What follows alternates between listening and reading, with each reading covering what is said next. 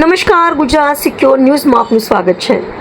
સરગવાળા gas pipeline વિરોધ આંદોલનનો ત્રીજો દિવસ. મહિલાઓના ભોજન કીર્તન વચ્ચે ખેડૂતોની લડત અડીખમ ઉગ્ર આંદોલનની ચીમકી. સરગવાળા જીએસપીએલ ગેસ પાઇપલાઇનના વિરોધમાં સરગવાળા ગામના ખેડૂતો દ્વારા ચાલી રહેલું આંદોલન આજે ત્રીજા દિવસે પણ યથાવત રહ્યું હતું. ખેડૂતોનો વિરોધ દિવસે ને દિવસે વધુ મજબૂત બનતો જઈ રહ્યો છે. મોટી સંખ્યામાં ખેડૂતો, મહિલાઓ, યુવાનો તેમજ આજુબાજુના ગામોના લોકો આ આંદોલનમાં જોડાઈને ખેડૂતોને સમર્થન આપી રહ્યા છે.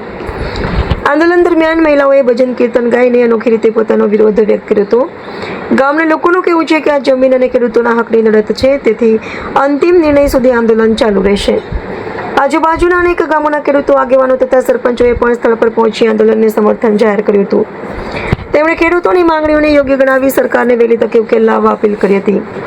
ખેડૂત આગેવાનોએ ચેતવણી આપતા જણાવ્યું છે કે જો આગામી દિવસોમાં તેમની માંગણીઓ સ્વીકારવામાં નહીં આવે તો આંદોલન વધુ ઉગ્ર બનાવવામાં આવશે, જેના માટે સરકાર અને તંત્ર જવાબદાર રહેશે.